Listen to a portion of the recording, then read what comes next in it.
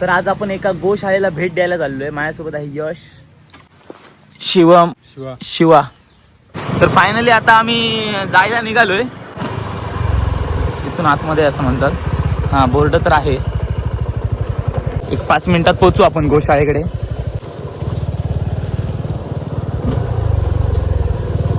तुम्हाला रस्ता दाखवतोय कारण रस्ता समजणार नाही पटकन. तुम्ही यायला गेलात तर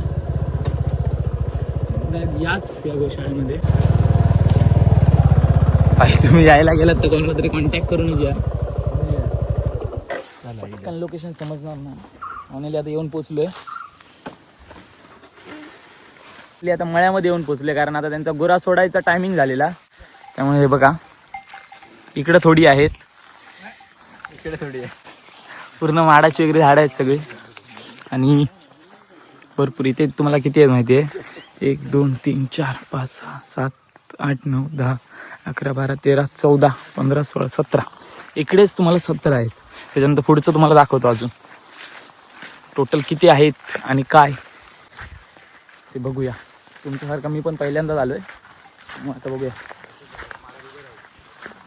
मित्रांना पण बघायची होती. यश, कसं वाटलं? आता आपल्या कोकणातनं तसं बघितलंच तर बऱ्यापैकी असं संपतच चाललंय गुरांचं वगैरे. कसं वाटलं बघून भरपूर दिवसांनी? नाही अशी म्हणजे गुरा पहिली अशी खूप बघू मिळायची ना जेव्हा आपण शाळेत वगैरे यायचो तेव्हा. आता जरा कमीच झाली. फायनली आता सगळी इकडे आणली आहेत, बघू शकता.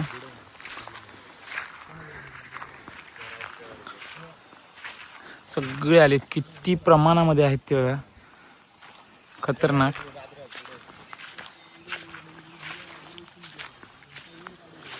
भरपूर आहेत, भरपूर.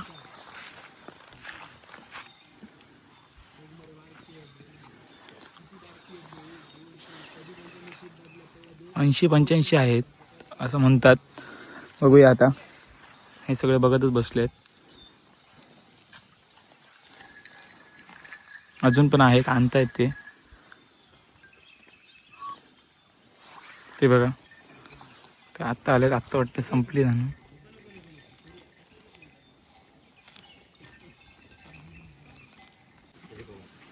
जय गो माता. दादा आलेत. दादा किती आहेत सगळी? 75. 2 टाइम सोडतात काय? नाही, एक टाइमच सोडतात. सकाळी 9, हां संध्याकाळी 6. हां. आपण आता आलोय तुळसुलीमध्ये गोशाळेमध्ये. हे दादा गोशाळा चालवतात. यांना यांचं नाव विचारूया. दादा नाव कसं? आमचं नाव आनंद प्रभाकर वारोळ. आमच्या गोशाळेचं नाव श्रीकृष्ण आनंदवन गोशाळा, वारडाची तुळसुली, तालुका कोडा, जिल्हा सिंधुदुर्ग. गोशाळा ओपन कधी झाली? गोशाळा 2024मध्ये आम्ही ओपन केली. आता ओपन करण्याचा उद्देश म्हणजे ज्या आपल्या गोमाता आहेत ह्या म्हणजे गोतस्कर होत होती. त्याच्यापूर्वीसुद्धा आम्ही 4-5 वर्ष गोव्यामध्ये काम केलं, सिकिल गोशाळेमध्ये. आता तिथे आमच्या 2,500 गायी आपल्या सिंधुदुर्गातल्या आहेत. आता काय झालं आहे की तिथे 7,000 गायी गोवंश आहे.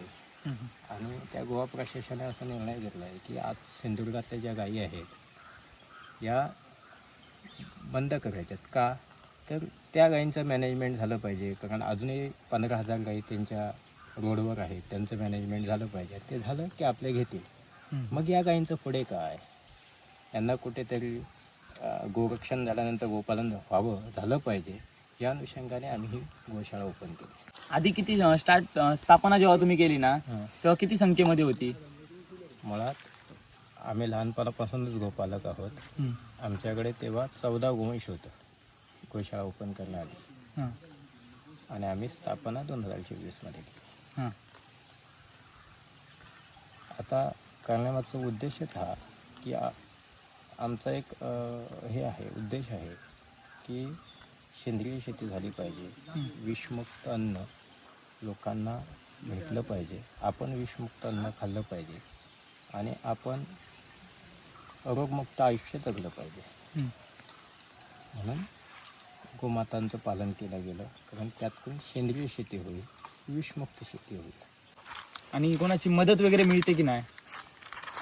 मदत म्हणजे जेव्हा गोशाळा ओपन केला अनेक अडचणी आल्यात. आता ही गोशाळा आपण स्थापन जेव्हा केली तेव्हा आम्ही खूप जमिनी वगैरे बाहेर पाहत होतो, तेव्हा काही भेटल्या नाहीत. म्हणून आमची जमीन स्वतःची होती, मालकी हक्काची, त्याच्यावर गोशाळा ओपन केली.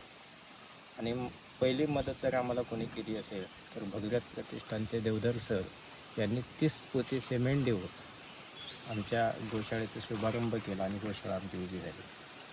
आता आम्हाला जो चारा पाण्याला जो खर्च येतो आहे ते काही आपले गोप्रेमी आहेत, शिवप्रेमी आहेत आणि ज्यांना गोमातेची आस्था आहे असे काही देवमाणसं आम्हाला 5,000 रुपये किंवा 10,000 रुपये या स्वरूपात आम्हाला गोदान करतात आणि त्या गोदानातून आमच्या गायींचा खर्च करतो. आणि ही जी गोशाळा आहे ना ती कोण सांभाळतं? आता ही गोशाळा सध्या मी आणि आमचे सहकारी समीर आजगावकर साहेब आम्ही दोघंही सांभाळतो. कारण हे 80 गोवंश किंवा 75 गोवंश सांभाळणं एवढे सामान्य काम नाही आहे. याला मनुष्यबळाची गरज असते. आज हे सर्व काम आम्ही दोघंच पाहतो. जर तुम्हाला एखाद्या महिन्याला मदत नाही मिळाली तर तुम्ही कसं काय हे करता?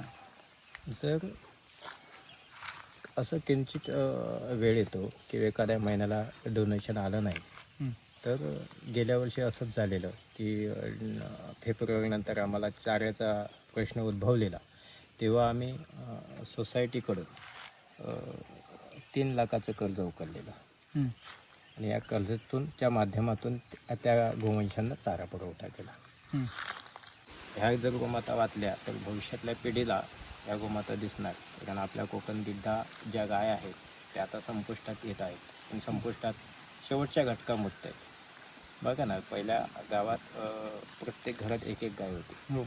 आता वाडीत कुठेतरी एक गाय दिसते. कारणच काय आहे तर अज्ञानापोटी आम्ही त्या गायींना कुठेतरी एका शेतकऱ्याच्या माध्यमातून विकून टाकली आणि त्या शेतकऱ्यांनी नेऊन पुढे कसायाकडे उभी केली. अशा प्रकारे आपल्या गोवंश संपत आला आणि हा गोवंश वाचला पाहिजे, पुढल्या पिढीला समजलं पाहिजे गोमाता काय आहे. त्या अनुषंगाने ही गोशाळा उभी. आमची दिनचर्या अशी सुरू होते की आम्ही सकाळी इथे 8 ते 8:30च्या दरम्यान या गोशाळेत येतो. गोशाळेत आल्यानंतर पूर्णपणे गोठा साफ करणे. आता आमच्याकडे 13-14 गायी आलेल्या आहेत.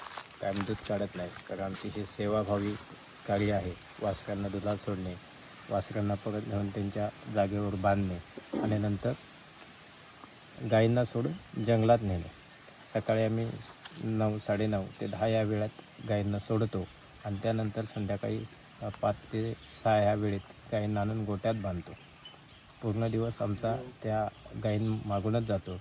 आम्ही सकाळी जरी 8:30 वाजता जरी या गोशाळेमध्ये आलो तर रात्री आम्हाला 9:30 ते 10 वाजतात घरी जाण्यासाठी. असा आमचा हा दिवसाचा दिनक्रम आहे.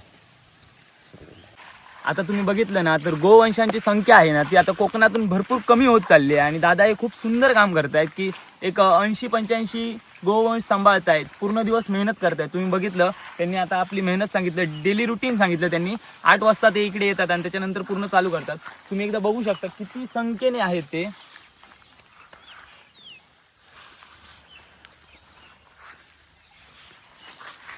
सकाळी 8 वाजता येऊन पण त्यांना घरी जायला 9 वाजताचा टायमिंग होतो. त्यांचा पूर्ण दिनक्रम जो आहे ना तो पूर्ण गोसेवेसाठीच जातो.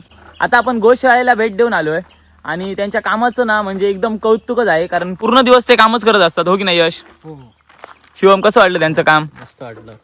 75-80 सांभाळणं म्हणजे काय हे नाही. मस्त वाटलं ना? तुम्ही पण एकदा नक्की भेट द्या, खूपच मस्त आहे. एकदा वातावरण पण सुंदर आहे. जर कोणाला गोवंशी सेवा करायची असेल तर आम्ही कॅप्शनमध्ये एक कॉन्टॅक्ट नंबर देतो, त्या कॉन्टॅक्ट नंबरवरती संपर्क करा. तुम्हाला पण श्रीकृष्ण आनंदवन गोशाळेला मदतीचा हात द्यायचा असेल किंवा भेट द्यायची असेल तर स्क्रीनवरती दिलेल्या मोबाईल नंबर किंवा QR कोड वरती स्कॅन करून तुम्ही मदतीचा हात पुढे करू शकता.